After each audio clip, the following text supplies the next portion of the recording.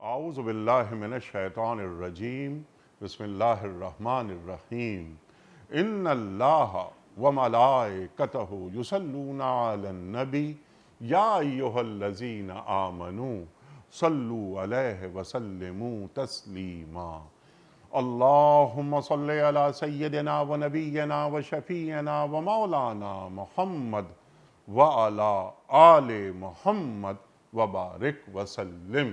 محترم خواتین و حضرات، السلام علیکم۔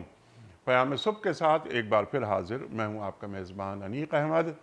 خواتین و حضرات اور محترم ناظرین، آپ اور ہم جانتے ہیں کہ روزانہ ہم کیوں یہ پروگرام پیش کرتے ہیں، اور الحمدللہ ثم الحمدللہ یہ 12واں برس ہے روزانہ پروگرام پیش کرتے ہوئے۔ وجہ صرف ایک ہے، اور وہ یہ کہ کاش ہم قرآن کریم کے معنی اور مفاہیم سمجھ پائیں تاکہ قرآن کریم کے احکامات پر عمل کرنا آسان ہو جائے۔ ہمارے ملک کے جید علماء تشریف لاتے ہیں، زحمت فرماتے ہیں، ہم ان کے بڑے شکر گزار رہتے ہیں، بلکہ احسان مند رہتے ہیں کہ وہ تشریف لاتے ہیں اور قرآن کریم سے ہمیں جوڑ دیتے ہیں، ہمیں بتاتے ہیں ان آیات کے تعلق سے اور آیات کا ایک ایک لفظ اور ایک ایک حرف کے تعلق سے کہ یہ خدائی کلام ہم سے کیا مخاطبت کر رہا ہے اور ہمیں کہاں دیکھنا چاہتا ہے، انسان کا مقام ہے کیا، انسان کو اللہ نے اپنا نائب، اپنا خلیفہ کیوں بنایا ہے۔ تو ڈسکوری اپنی کرنی پڑتی ہے، خود کو دریافت کرنا پڑتا ہے۔ خواتین و حضرات، بس روزانہ کا یہ ایک عمل ہے، اور اللہ تعالیٰ اپنی بارگاہ میں ہماری یہ چھوٹی سی کوششیں قبول فرمائے۔ سورہ تحریم ختم ہو رہی ہے، آیات ہیں 11 اور 12۔ ان دو آیات پر بات کروائیں گے۔ 4 خواتین کا ذکر ہو رہا ہے آخری آیات میں۔ 2 وہ خواتین کہ جنہوں نے اللہ کی نافرمانی کی، اور وہ دونوں انبیاء کی بیوی ہیں، نوح علیہ السلام کی بیوی اور لوط علیہ السلام کی بیوی۔ یہ دونوں بیویاں انہوں نے خیانت کی، اپنے شوہروں کے راز پہنچائے، دین دشمنوں کے کام آئیں۔ اس پر ہمارا پروگرام تفصیلی ہو چکا ہے۔ آج اللہ تعالیٰ 2 خواتین یہاں بیان کر رہا ہے کہ ان کا کردار کیا رہا۔ ایک ہیں فرعون کی بیوی حضرت آسیہ بنت مزاحم، اللہ اکبر اللہ اکبر، اور دوسری ہیں حضرت مریم علیہ السلام۔ حضرت مریم پر تو قرآن کریم کی پوری ایک سورت اللہ تعالیٰ نے اتار دی۔ تو یہ حضرت آسیہ یہ کون تھیں؟ موسیٰ علیہ السلام جب دربار میں پہنچتے ہیں فرعون کے اور دین کی تبلیغ کرتے ہیں، دین کا پیغام پہنچاتے ہیں، تو کچھ لوگ ایمان قبول کر لیتے ہیں، ان میں سے ایک حضرت آسیہ۔ خواتین و حضرات، فرعون بہت ناراض ہوتا ہے اس بات پر کہ یہ کیا ہو گیا، سختیاں، اذیتیں، پرآسائش ماحول ہے، حضرت آسیہ کے لیے محل میں رہ رہی ہیں، لیکن جب اللہ کی طرف رخ ہو گیا تو پھر کسی کی پرواہ نہیں، اذیتیں دینی شروع کر دی فرعون نے، شوہر نے دھوپ میں لٹا دیا، ہاتھوں پیروں میں میخیں ٹھوک دی، سینے پہ پتھر رکھ دیا، اللہ اکبر۔ روح چلی جاتی ہے اللہ کے پاس اور وہ اپنے رب کے حضور پیش ہو جاتی ہیں، اور وہاں کیا دعا مانگ رہی ہیں؟ اے اللہ مجھے جنت میں ایک گھر دے دے، اللہ اکبر اللہ اکبر، فرعون سے مجھے نجات دے دے، فرعون کا جو عمل ہے، اس کے جو اعمال ہیں، ان سے نجات دے دے، اور کیا اس قوم سے مجھے نجات دے دے۔ خواتین و حضرات، کیا جذبہ ہوتا ہے، بلکہ ایمان کی کیا حلاوت ہوتی ہے، یہ بھی ہم رکھیں گے سوال اپنے معزز مہمان کی خدمت میں کہ وہ ہمیں بتائیں۔ خواتین و حضرات، حضرت مریم علیہ السلام، اللہ اکبر اللہ اکبر، قرآن کریم انہیں صدیقہ کہہ رہا ہے، اور کیا کیا ان کے مقامات ہیں۔ حضرت زکریا علیہ السلام کس کس طرح حضرت مریم علیہ السلام کی کے اتالیق بنتے ہیں، جو کہ مریم علیہ السلام کے خالو بھی ہیں۔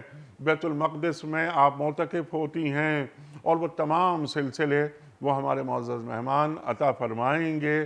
اللہ تعالیٰ مریم علیہ السلام کی مثال پیش کر رہا ہے یہاں پر، اور ان کے کمالات پیش کر رہا ہے کہ ان کے اندر کیا کیا کمالات خواتین و حضرات سیکھیں گے محترم مولانا شجاع الدین شیخ صاحب سے۔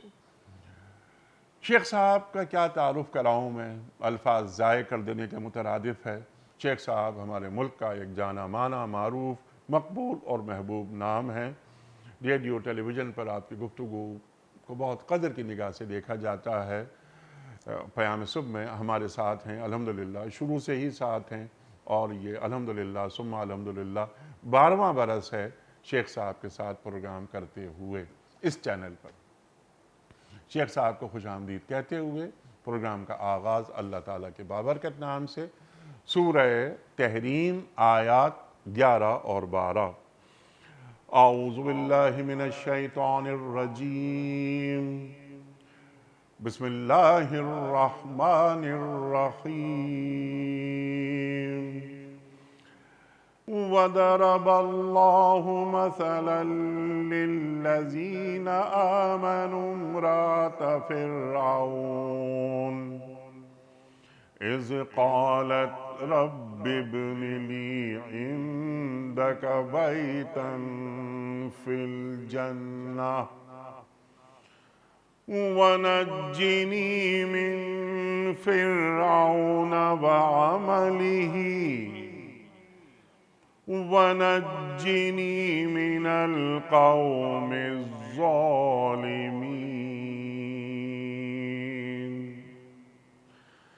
وَمَرْيَمَ ابْنَتَ عِمْرَانَ الَّتِي أَحْصَنَتْ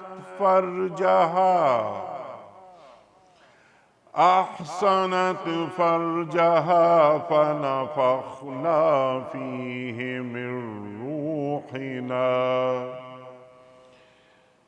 وَصَدَّقَتْ بِكَلِمَاتِ رَبِّهَا وَكُتُبِهِ وَكَانَتْ مِنَ الْقَانِتِينَ۔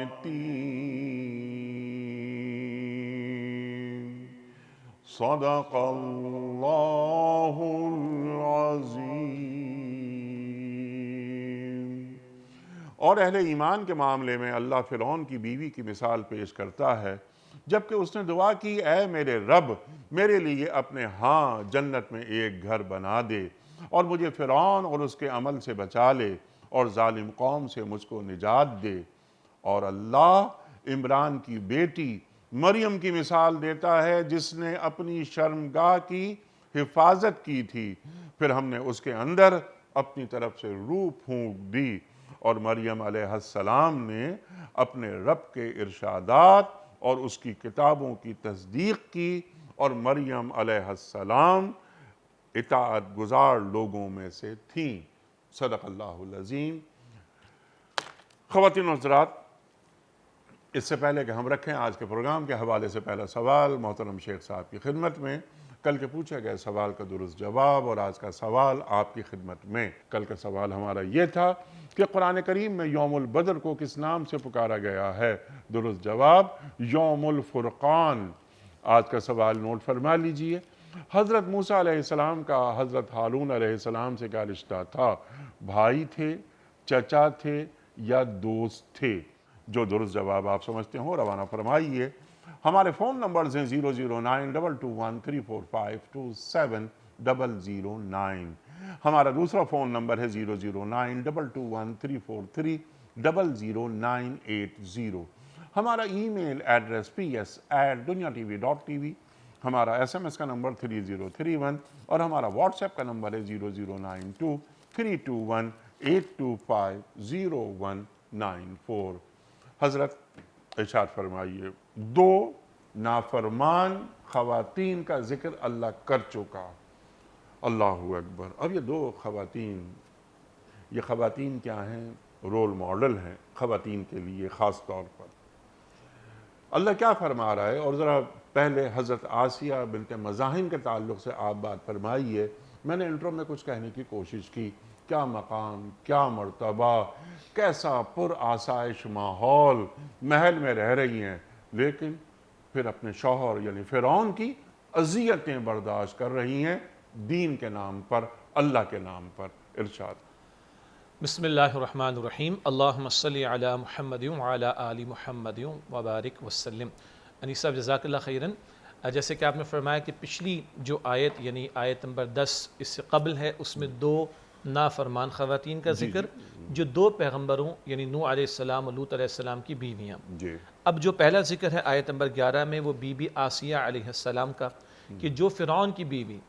اچھا، اگر آپ کنٹراسٹ دیکھیں، وہ 2 عورتیں وہ ہیں جن کو بہترین ماحول ملا، پیغمبروں کا ماحول ملا، پیغمبروں کا گھرانہ ملا، مگر وہ نافرمانی پر، انہوں نے بیسٹ اویلیبل اپورچونٹی سے فائدہ نہیں اٹھایا جس کا اختیار ان کے پاس تھا۔ کنٹراسٹ میں اب بات کیا آ رہی ہے؟ فرعون ظالم، جابر، سرکش، باغی، یہ الفاظ بھی کم ہیں، سو مسو کے قرآن کریم بتاتا ہے کہ خدائی کا دعویٰ اس نے کیا۔ سورہ نازعات کے آخر میں، سورہ نازعات میں آتا ہے فَقَالَ أَنَا رَبُّكُمُ الْأَعْلَى، میں تمہارا رب اعلیٰ ہوں، میں تمہارا سب سے بڑا رب ہوں، معاذ اللہ۔ اتنا بدترین ماحول ہے، مگر یہاں بی بی آسیہ ہیں علیہ السلام۔ اچھا، پس منظر ہمارے ناظرین کے علم میں بھی ہے کہ جب حضرت موسیٰ علیہ السلام کی والدہ نے صندوق میں ان کو اللہ کی تعلیم کے مطابق جو الہام ان کے دل میں کیا گیا رکھ دیا، اور یہ صندوق ہوتا ہوتا فرعون کے محل کے کنارے جا کر لگا، تو بی بی آسیہ ہی نے کھولا تھا، اور ان کے دل میں اللہ نے محبت ڈال دی موسیٰ علیہ السلام کے لیے۔ آگے ہم واقف ہے کہ موسیٰ علیہ السلام کی پھر پرورش اور کفالت کا معاملہ ہوا، وہ اپنی والدہ کی طرف لوٹائے بھی گئے، مگر اللہ کی شان ہے کہ فرعون ہی کے دربار کے اخراجات پر یہ سارا معاملہ ہوا۔ اور پھر جب موسیٰ علیہ السلام پر یوں کہیے کہ ظہور نبوت کا معاملہ ہوا اور انہوں نے معجزات اپنے پیش کیے، تو بی بی آسیہ قائل ہو گئی تھیں اور موسیٰ علیہ السلام پر ایمان لے آئی تھیں۔ اس پر یہ فرعون سے اخفا ہوا ہے اور اس نے ان کو اذیتیں بھی دی ہیں۔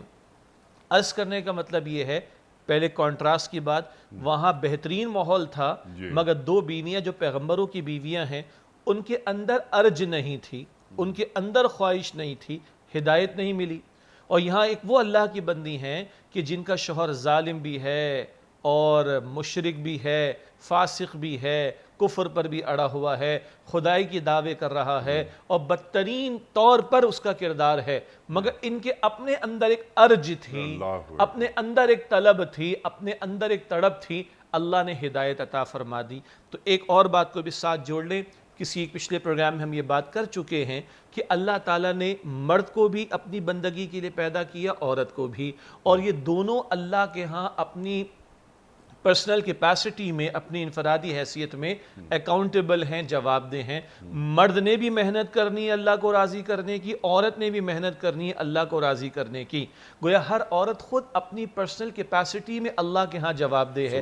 یہ جو خواتین کا تذکرہ پچھلی آیات میں، اس وقت کی آیت میں اور اگلی آیت میں اللہ تعالیٰ کر رہا ہے، اس بات کو نمایاں کیا جا رہا ہے کہ ہر عورت نے اپنی آخرت کی فکر کرنی ہے، اپنی کل کی جواب دہی کی فکر کرنی ہے۔ اور ہاں، اللہ تعالیٰ نے انسان کو رہنمائی دے دی ہے اور چوائس دیا ہے۔ سورہ دہر کے شروع میں آتا ہے نا، اِنَّا هَدَيْنَاهُ السَّبِيلَ اِمَّا شَاكِرًا وَإِمَّا كَفُورًا۔ اللہ فرماتے ہیں ہم نے راستہ کھول کے دکھا دیا، انسان کو وعدے کر دیا ہدایت کا، اب چاہے وہ شکر گزار بنے چاہے وہ ناشکرہ بنے۔ بات آتی ہے بندے کی طلب پر، تڑپ پر اور ارج پر۔ وہ 2 بیویاں، بہترین ماحول ہے، ارج نہیں ہے، ہدایت پر نہیں۔ یہاں بدترین ماحول ہے فرعون جیسا ظالم و جابر شخص کا، لیکن بی بی آسیہ کے اندر طلب و تڑپ ہے، اللہ تعالیٰ نے ہدایت عطا فرما دی۔ اب اصول اللہ کا کیا ہے؟ اصول جو اللہ کا قانون ہے، ہدایت جا بجا مختلف مقامات پر قرآن کریم میں بیان ہوا۔ سورہ شورا کی آیت نمبر 13 میں ہے، یہدی الیہ من ینیب، اللہ تعالیٰ اسے ہدایت عطا فرماتا ہے جو اللہ تعالیٰ کی طرف رجوع کرنے والا ہو۔ ہمارے لیے بھی بڑی رہنمائی ہے، خواتین کے لیے بھی، حضرات کے لیے بھی، عموم کے اعتبار سے بھی، البتہ خواتین کے لیے اسپیسیفکلی مثالیں آ رہی ہیں۔ پھر اس بات کو ہم ہائی لائٹ کرتے ہیں جو پچھلے پروگرام میں آ چکی ہے۔ دنیا میں انتظامی طور پر گھر کا نظام چلانے کے لیے مرد کو سربراہی دی گئی ذمہ داری کے ساتھ، اور ایڈمنسٹریٹولی عورت کو اس کے تابع رکھا گیا۔ البتہ عورت نے خود اپنی فکر کرنی ہے، طلب پیدا کر کے، تڑپ پیدا کر کے۔ اور پھر میں اس کنٹراسٹ کا ذکر کر کے یہ عرض کرنا چاہوں گا، بدترین ماحول ہے فرعون، طلب و تڑپ ہے، اللہ بی بی آسیہ کو ہدایت دے رہے ہیں۔ بہترین ماحول ہے نوح علیہ السلام کا، بہترین ماحول ہے لوط علیہ السلام کا، بیویوں میں طلب و تڑپ نہیں ہے، اللہ تعالیٰ نے گمراہی کی طرف کر دیا ان کو، نافرمانی کے اوپر اڑ گئی تو اللہ تعالیٰ نے جہنم کا فیصلہ کر دیا۔ ہمارے لیے رہنمائی یہ آ رہی ہے، تمہارے اندر اگر طلب سچی ہو، تمہارے اندر اگر تڑپ سچی ہو، تم ہدایت کے واقعتاً متلاشی ہو، اللہ نہ صرف یہ کہ ہدایت بھی عطا کرے گا بلکہ ہدایت پر اللہ تعالیٰ استقامت بھی عطا فرمائے گا۔ سو مسو کہ جو آپ نے انٹرو میں بیان فرمایا، اذیتیں دی ہیں فرعون نے بی بی آسیہ علیہ السلام کو۔ اس سے پہلے کہ ہم اذیتوں پہ آئیں، لیکن آپ نے کیونکہ 2-3 مرتبہ ایک بات یہ فرمائی ہے، میں چاہتا ہوں ذرا اس کو اور کھول لیجئے۔ آپ نے کہا ارج، آپ نے بار بار زور دیا کہ ارج، جب ارج ہوتی ہے، فرعون کی بیوی ارج، اندر ہدایت طلبی، اے اللہ مجھے ہدایت دے دے، اللہ تعالیٰ نے موسیٰ علیہ السلام کی بات ان کے دل میں ڈال دی اور اذیتیں بھی برداشت کرنے پر وہ آمادہ ہو گئیں۔ 2 بیویاں، انبیاء کی بیویاں، ارج نہیں پائی۔ اب سوال میرا، یہ تو تمہید ہو گئی، سوال میرا صرف اتنا سا یہ ہے کہ ہدایت کے لیے اللہ صرف ارج دیکھتا ہے یا اللہ اپنا انتخاب کرتا ہے؟ ماشاءاللہ، بہت پیارا سوال ہے آپ کا، اور جس سورہ شورا کی آیت 13 کا ذکر میں نے کیا تھا اس پہ جواب موجود ہے۔ سورہ شورا کی آیت نمبر 13 میں اللہ تعالیٰ فرماتا ہے اللہ یجتبی الیہ من یشاء، چن رہا ہے، ہاں اللہ چن لیتا ہے جس کے لیے چاہتا ہے اپنی طرف، واللہ یختص برحمتہ من یشاء۔ ہاں، اور یہ خاص جو آپ نے آیت تلاوت فرمائی یہ خاص رسالت و نبوت کے تعلق سے خاص۔ البتہ سورہ شورا کی آیت 13 کیا ہے جو آپ کا بڑا پیارا سوال ہے، بہت قیمتی ہے، کہ اللہ یجتبی الیہ من یشاء، اللہ جسے چاہے اپنے طرف کھینچ لے، منتخب فرما لے، وَيَهْدِي إِلَيْهِ مَن يُنِيبُ، جسے چاہے اللہ ہدایت اس کو دے گا جو اللہ کی طرف رجوع کرے۔ اللہ ہے، بادشاہ ہے، جو چاہے سو کرے، قرآن پاک کہتا ہے کہ فعال لما یرید، جو چاہے سو کرے۔ اللہ فرماتا ہے کہ اللہ جو چاہے سو کر سکتا ہے، لا يسأل عما يفعل، اللہ جو کچھ کرتا ہے اللہ سے کوشچن نہیں ہو سکتا، وہم یسألون، سوال تو بندوں سے ہوگا۔ ایک اللہ کا خاص چناؤ ہوتا ہے، ایک خاص الخاص تو انبیاء رسول کا علیہ السلام، وہ تو بالکل ہی چیپٹر کلوز۔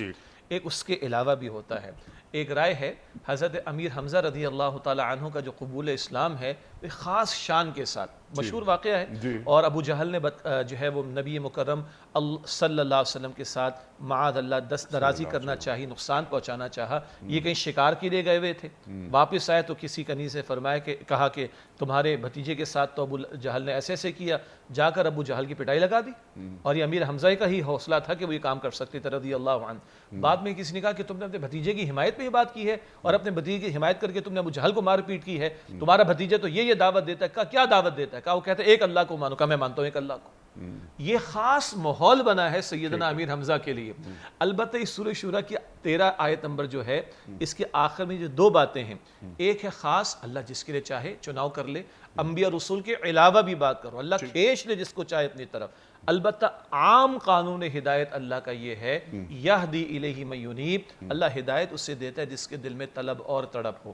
اور بیسٹ ایک اور اگزامپل جو ہم کوٹ کر سکتے ہیں وہ حضرت سلمان فارسی رضی اللہ تعالیٰ عنہ کی، کہاں فارس سے چلے اور کھجور والی زمین میں محمد مصطفیٰ علیہ السلام کے قدموں میں پہنچ گئے، آتش پرست کے گھر میں پیدا ہوئے، قوم آتش پرستی میں مبتلا ہے، فطرت سلامت ہے، یہ کہ آپ نے ہاتھ سے آگ جلائی اسی کو خدا اور معبود بنا ڈالا، فطرت نے قبول نہیں کیا، تلاش میں رہے، جستجو میں رہے، کبھی ایک راہی کبھی دوسرا کبھی تیسرا، آخری کہتا ہے اب ظہور ہونے والا آخری پیغمبر کا کھجور والی زمین مدینہ شریف، اور وہ پہنچے محمد مصطفیٰ علیہ السلام کے قدموں میں، نہ صرف کہ ہدایت ملی، اللہ اکبر، حضور فرماتے سلمان تو ہمارے اہل بیت میں شامل ہے رضی اللہ تعالی عنہ۔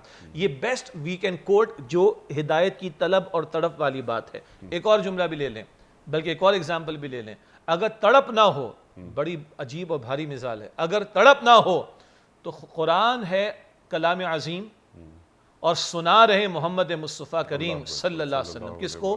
ابو لہب کو۔ کیا عربی آتی ہوگی ابو لہب کو؟ سنا رہے محمد مصطفیٰ مبلغ اعظم صلی اللہ علیہ وسلم، سنا رہے کلام مبین کلام عظیم، اور سننے والا سگا چچا ہے، پڑوسی ہے، اور سننے والا عربی خوب جانتا ہے، مگر دل کا سوئچ آف ہے، ہدایت نہیں ملی، سورہ لہب ملی ہے۔ اور سلمان رضی اللہ تعالیٰ عنہ کا سوئچ آن ہے، آتش پرست گھرانے اور قوم سے نکال کر وہ محمد مصطفیٰ علیہ السلام کے قدموں میں اللہ تعالیٰ ان کو لے کر آتا ہے۔ اس کو میں عرض کرنا چاہ رہا تھا، طلب کا ہونا، تڑپ کا ہونا اور مانگنا، عطا اس کی ہوگی، بندے میں طلب و تڑپ ہو۔ ہاں خاص معاملہ اللہ تعالیٰ کسی کو کھینچ لینا چاہے تو یہ سورہ شورى کی آیت 13 بھی یہ بھی بتا رہی ہے کہ جس کو چاہے اللہ تعالیٰ اپنی طرف منتخب فرما لے۔ عمومی قانون ہدایت کیا ہے؟ یہدی الیہ من ینیب، اللہ اسے ہدایت دیتا ہے جو اللہ کی طرف رجوع کرنے والا۔ سبحان اللہ۔ تو اس طریقے پر عمل کرتے ہوئے یا اس سے روشنی لیتے ہوئے، استنباط کرتے ہوئے، ہم دیکھ رہے ہیں کہ حضرت آسیہ بنت مزاحم کے دل میں ایمانی چراغ روشن ہوا موسیٰ علیہ السلام کی تعلیمات کو سن کر۔ جی، انہوں نے پر آسائش ماحول چھوڑ دیا۔ اللہ اکبر۔ اذیتیں برداشت کر رہی ہیں اور شوہر فرعون منع کر رہا ہے انہیں کہ تم کیا کر رہی ہو؟ تم موسیٰ علیہ السلام کی باتوں میں آ رہی ہو؟ نعوذ باللہ نعوذ باللہ۔ دھوپ میں لٹا دیا جاتا ہے، اس تپتی ہوئی ریت پر پتھر رکھ دیے جاتے ہیں سینے پر، اور نہ ہی صرف یہ بلکہ ہاتھوں اور پیروں میں میخیں ٹھوک دی جاتی ہیں، اور اسی حالت میں آپ کا انتقال ہو جاتا ہے۔ اللہ اکبر۔ اب اتنی ساری باتیں یہ ذیل میں ہیں، تو یہ جذبہ یہ کیسے پیدا ہوتا ہے؟ اور اس سے آج کی ہماری جو عورت ہے، مسلمان عورت ہے، امتی عورت ہے، کلمہ گو ہے، اپنا رخ اللہ کی طرف رکھتی ہے ہماری عورت، خواہ وہ ماں ہو، وہ بہن ہو، وہ بیٹی ہو، وہ بیوی ہو۔ اللہ اکبر۔ تو یہ بہت کیا عرض کیا جائے؟ ہاں بہت بڑی بات ہے انیسہ۔ پہلی بات تو دیکھیے، عورت کو فطری طور پر کمزور، جسمانی اعتبار سے کمزور بنایا گیا ہے، مگر جب اس کے دل میں ایمان اتر جائے تو وہ جرت ایمانی اس عورت کو فرعون جیسے ظالم اور جابر کے سامنے کھڑا ہونے، حق پر ڈٹے رہنے، حتیٰ کہ یہ ساری اذیتیں برداشت کر کے شہید ہونے تک کے لیے وہ ایمان تیار کر دیتا ہے۔ بڑی بات کہہ رہا ہوں، میں بہت کمزور ہوں، خدا کی قسم ہم بڑے کمزور ہیں، مگر کیا کریں، کلام تو پڑھنا ہے نا، اس سے انسپریشن تو لینی ہے۔ تو یہ ایمان وہ شے ہے جو فطری طور پر ایک عورت جس کو اللہ نے کمزور پیدا کیا، اس کو یہ جرت، یہ طاقت، یہ استقامت عطا کر دے۔ اور مفسرین نے لکھا ہے کہ اللہ، اور کیا دعا کیا ہو رہی ہے، اے میرے رب اپنے پاس جنت میں گھر عطا فرما دے۔ کیا فرعون کے پاس محلات کی کمی تھی، جائیدادوں کی کمی تھی، خزانوں کی کمی تھی، آسائشوں کی کمی تھی، دنیا کے اور الفاظ میں کہیں عیاشیوں کی اور راحت اور آرام کی کوئی کمی تھی، افواج کی کوئی کمی تھی، خادمین کی کوئی کمی تھی؟ کچھ کمی نہیں تھی، مگر ایک وہ اللہ کی بندی جسے ایمان کی دولت مل گئی ہے، جسے اصل زندگی کا یقین ہو گیا ہے، اس اصل زندگی اور رب کی رضا اور وہ جنت اس کے سامنے سارا ہیج ہے۔ مالک یہ محلات مجھے پسند نہیں، یہ نوکر چاکر مجھے پسند نہیں، یہ اس کا اقتدار مجھے پسند نہیں، یہ اس کی کرسی مجھے پسند نہیں، اس کے وسائل پسند نہیں، اس کا عیش اور آرام مجھے پسند نہیں، مجھے تو تیری رضا اور تیری رضا کا مقام جنت، وہاں پہ گھر مجھے عطا فرما دے۔ اور امام قرطبی نے، دیگر مفسرین نے علی رحمہ لکھا ہے کہ جب گئی ہیں اللہ نے ان کو نظارہ کرایا جنت کا، یعنی جنت کا محل ان کے سامنے رکھ دیا، اور مسکراتی حالت میں ان کی شہادت کا معاملہ ہوا۔ ہاں ظاہر کے اعتبار سے سینے پر پتھر رکھا جا رہا ہے، میخوں کو ٹھوکا جا رہا ہے، مگر ان کی روح اس سے قبل اللہ تعالیٰ نے واپس لے لی ہے۔ ان کے ظاہری جسم کے اوپر یہ سب کچھ ہو رہا ہے، جیسے ایک حدیث مبارک میں آتا ہے، بہت بھاری بات، اللہ میں یقین عطا فرما دے۔ حضور فرماتے صلی اللہ علیہ وسلم، شہید جب اللہ کی راہ میں شہید ہو رہا ہوتا ہے، تلوار کا زخم ہوگا، نیزے کا زخم ہوگا، آج ہم کہیں گے بلٹس اس کو لگ رہے ہوں گے، بس اس کو اتنا ہی محسوس ہوتا ہے تکلیف کا معاملہ جتنا کسی کو چیونٹی کے کاٹنے سے۔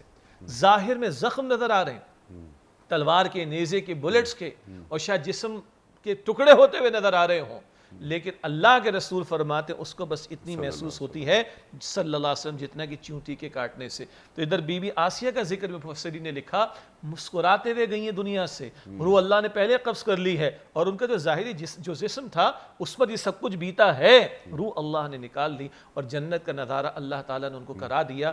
یہ ہے وہ نمونہ جو اللہ سبحانہ و تعالی امت کی عورتوں کے لیے بی بی آسیہ علیہ السلام کا پیش کر رہا ہے. پھر جوڑیں ہے ماحول کیسا بدترین مگر ارج طلب تڑپ جستجو ہے.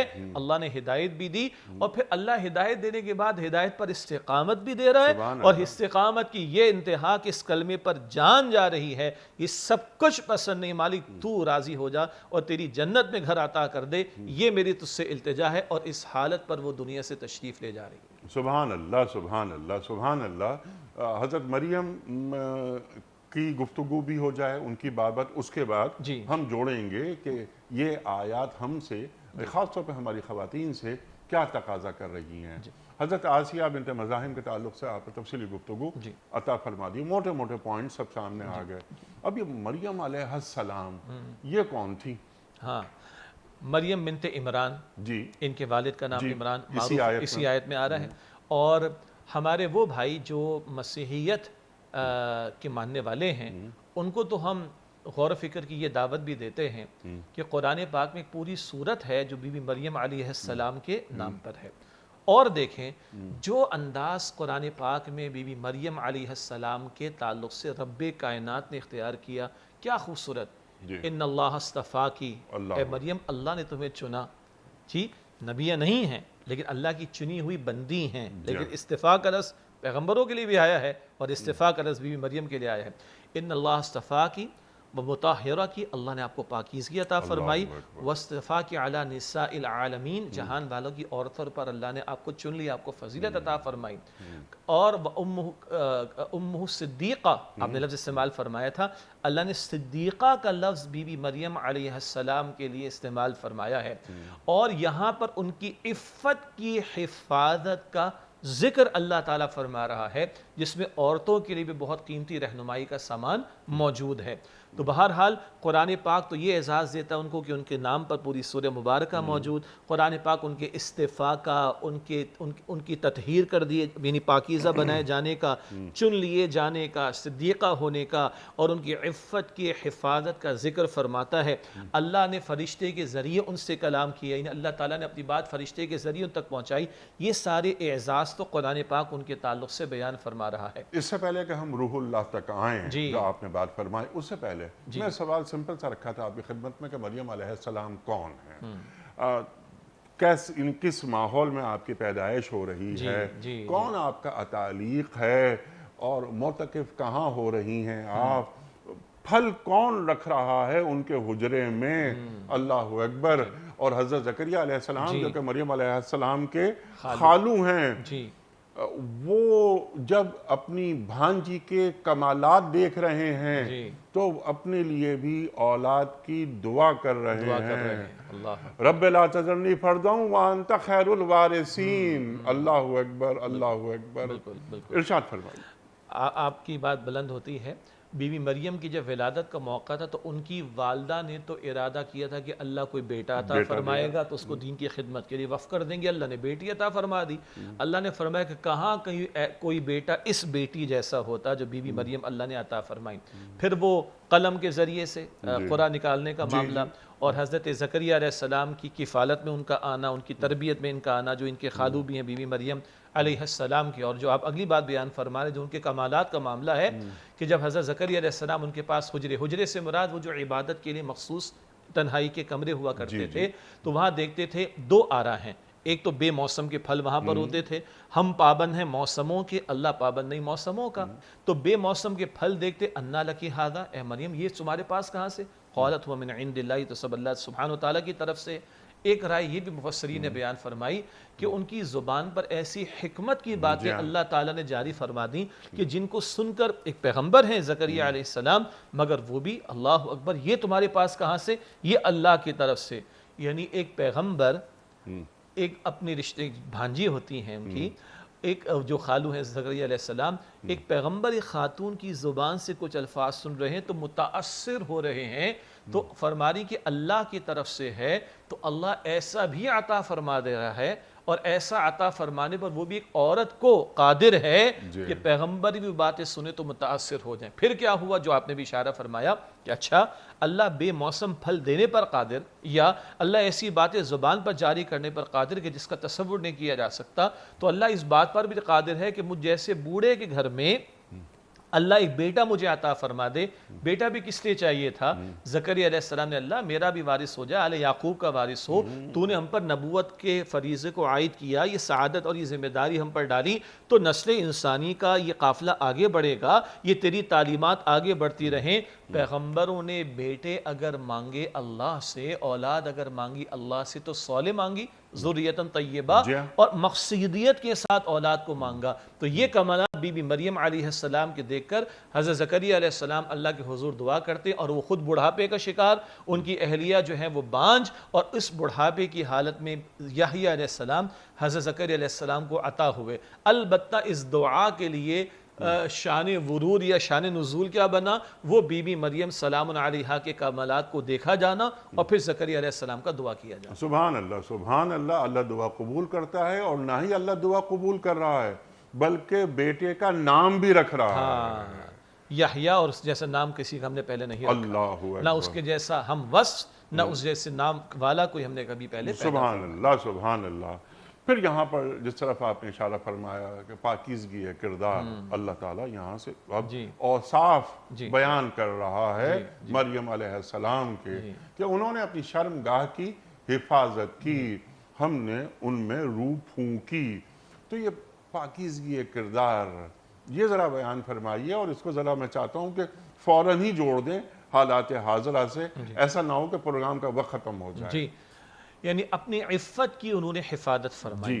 ٹھیک ہے، بنی اسرائیل میں بگاڑ تو آ چکا تھا، اور اس بگاڑ کے اثرات افراد کے کردار پر بھی آیا کرتے ہیں۔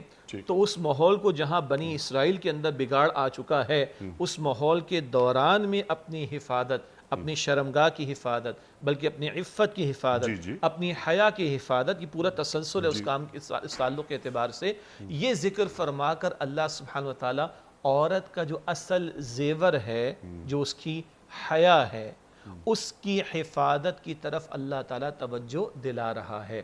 اللہ تعالیٰ ایسی عورت کا ذکر فرما رہا ہے جس کو اللہ تعالیٰ نے جہان والوں پر فضیلت عطا فرمائی، تو اس کا وصف کیا بیان کیا ہے؟ اس کا وصف یہ بیان کیا ہے کہ انہوں نے اپنی عفت کی حفاظت کی ہے۔ تو اصل ایک عورت کا جو سب سے بڑا زیور ہے وہ اس کی حیا کا معاملہ ہے۔ اور حیا کیا ہے؟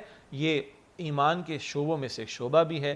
حیا کیا ہے؟ اللہ کے نبی علیہ السلام فرماتے کہ حیا اور ایمان دونوں قرانا، کمپینینز ہیں، ساتھی ہیں، اگر ایک چلا جائے تو دوسرا بھی چلا جاتا ہے۔ حیا کیا ہے؟ اللہ کے پیغمبر علیہ السلام فرماتے ہیں کہ جب تم میں حیا نہ رہے تو جو چاہو سو کرو، یعنی یہ بڑی شدید مذمت کا انداز ہے، پھر جو کرو گے وہ کم ہوگا۔ تو آج ہماری وہ بہن، وہ بیٹی، وہ ماں کہ جو اماں عائشہ صدیقہ رضی اللہ تعالی عنہ کی چادر اور ان کے لباس اور ان کے پردے کی تعلیم، جو بی بی فاطمہ الزہرا رضی اللہ تعالی عنہ کی چادر اور ان کی حیا کا اکرام اور پاس رکھتے ہوئے اس کا عکس بننے کی کوشش کرتی ہے، وہی عورت ہے جو اللہ کی پسندیدہ عورت ہوگی۔ قرآن پاک کا ہم مطالعہ کرتے ہیں، اللہ تعالیٰ قبول فرمائے۔ قرآن پاک کے جو آخری پارے ہیں نا، ان پاروں میں اگر آپ دیکھیں تو جنتی عورتوں کا ذکر اللہ تعالیٰ بار بار بیان فرماتا ہے۔ ہاں، اللہ تعالیٰ جنتی عورتوں کے پوشیدہ رہنے کو بھی، مکنون، پوشیدہ، ایسے موتی جن کو پوشیدہ کر کے رکھا گیا ہو، حور مقصورات فی الخیام، وہ خیموں میں ہوں گی۔ یہ الگ بات ہے کہ جنتی خیمہ، روایت ہے بخاری شریف مسلم شریف میں 60 میل کا ایک خیمہ ہوگا، حضور نے فرمایا علیہ السلام، لیکن وہ خیموں کے اندر ہوں گی۔ اور ان کی سیرت کا ذکر بھی قرآن پاک کرتا ہے سورۃ الرحمن میں، مگر سیرت کا ذکر پہلے ہے، سورت کا ذکر جو ہے وہ بعد میں کیا گیا۔ اللہ تعالیٰ جنتی عورت کے جس وصف کو نمایاں کرتا ہے وہ اس کی حیا کا اور اس کا پوشیدہ رہنے کا ہے، اس کا مستور رہنے کا ہے۔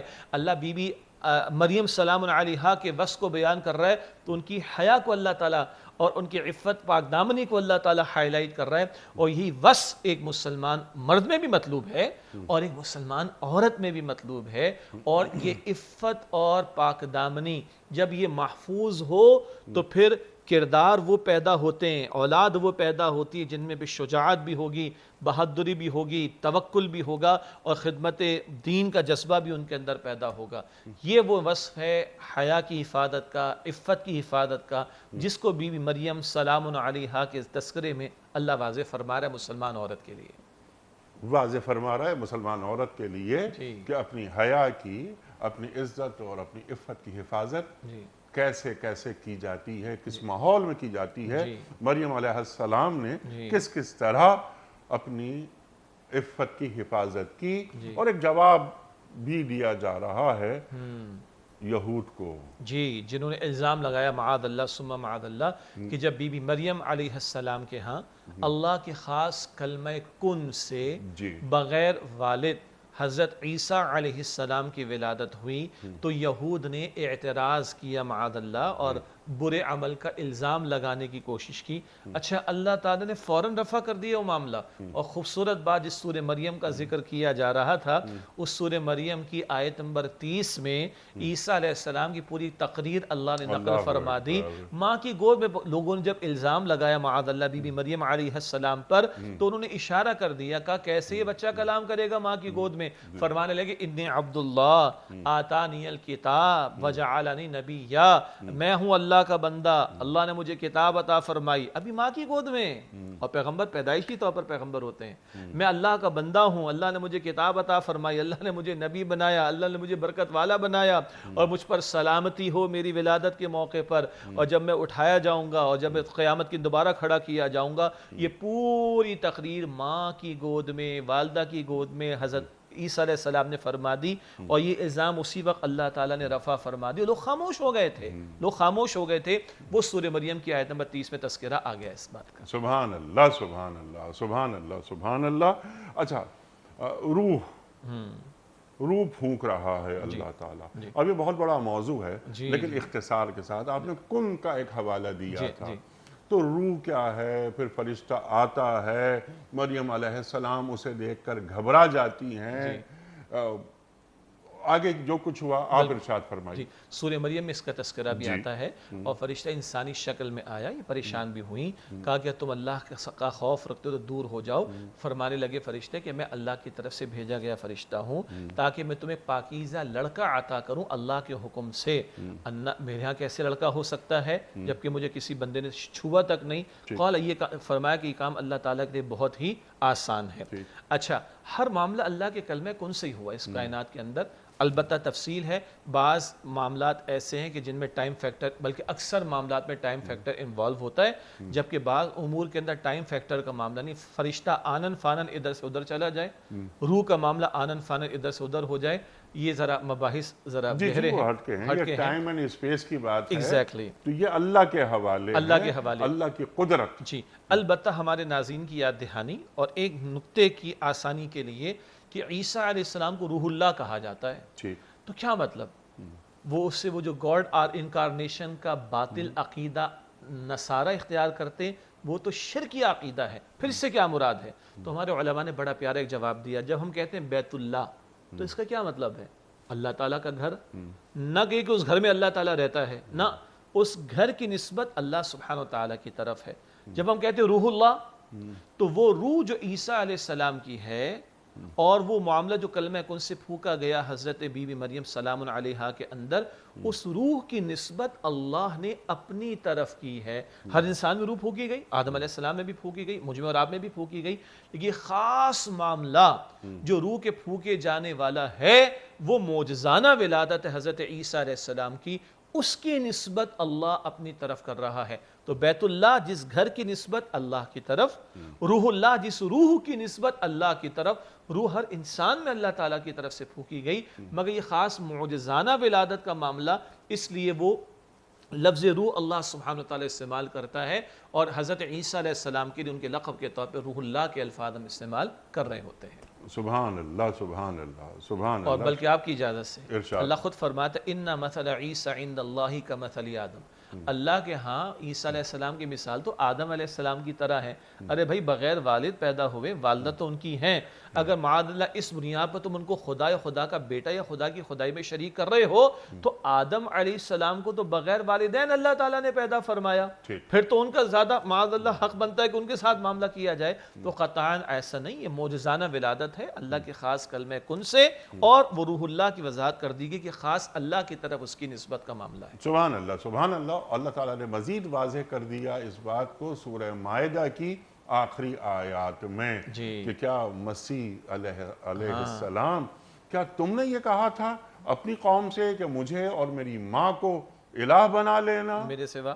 اللہ اکبر، اللہ اکبر. اور مسیح علیہ السلام کا جواب، سبحان اللہ، سبحان اللہ، کہ کیا میں کوئی ایسی بات کہہ سکتا ہوں کہ جو تیرے نزدیک پسندیدہ نہ ہو، جو تو نے مجھ سے نہ کہی ہو، کیا میں وہ بات کہہ سکتا ہوں؟ اور عاجزی دیکھیں، اللہ کا بالفرض میں نے ایسے کہا ہوتا تو تیرے علم میں ہوتا.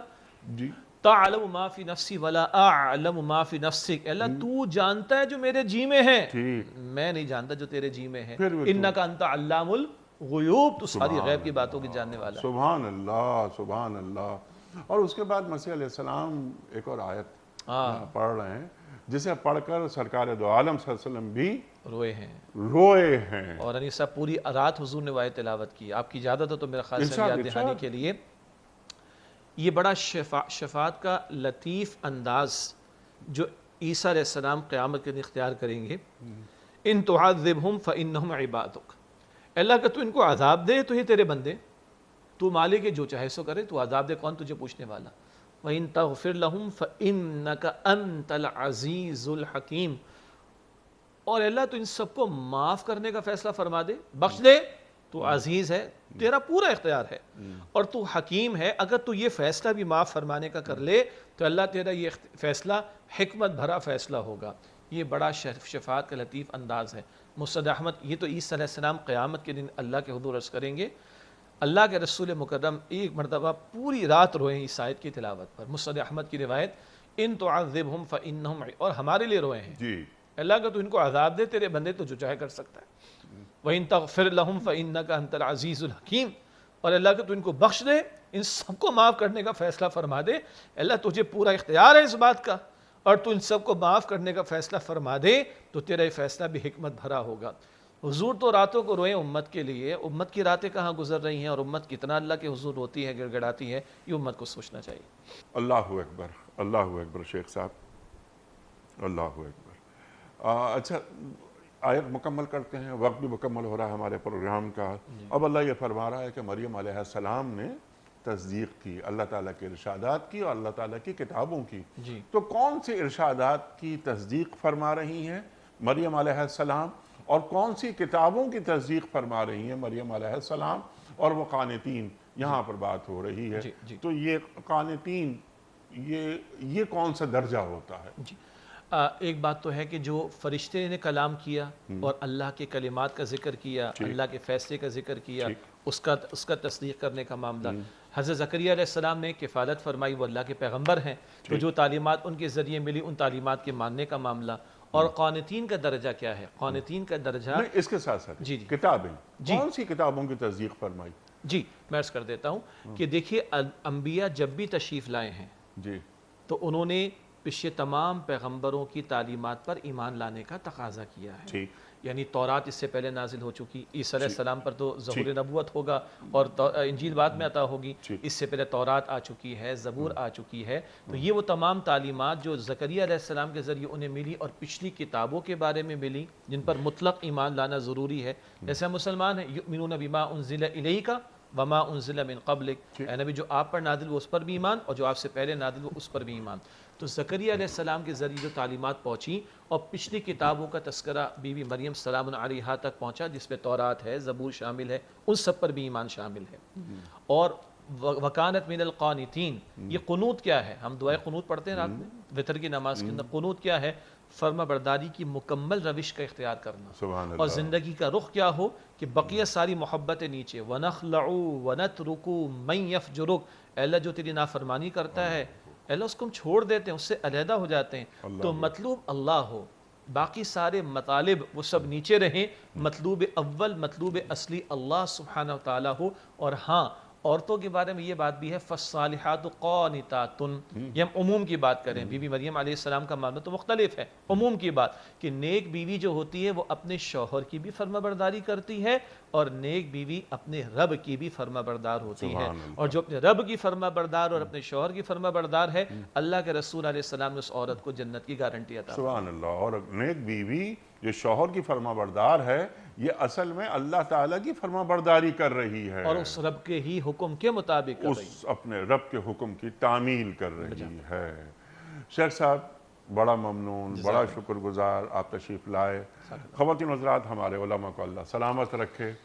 تشریف لاتے ہیں، آپ یہ دیکھیے کہ سورہ تحریم کی آیات 11 اور 12 کے حوالے سے شیخ صاحب نے یعنی ہمارے علم میں اضافہ کیا اور ہمیں بتایا کہ قرآن کریم ایک مسلمان عورت کو کیسا دیکھنا چاہتا ہے۔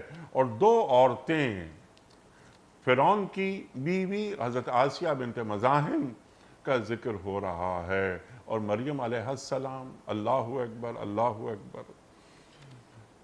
یہ گفتگو محض گفتگو نہیں، ہم اکثر ایک جملہ کہتے ہیں اور وہ یہ کہ یہ گفتگو محض لفظوں کی جگالی نہیں ہے، یہ قرآن کریم کی آیات ہیں جو ہمارے معزز علماء ہم تک پہنچاتے ہیں، ان کے معنی اور مفاہیم۔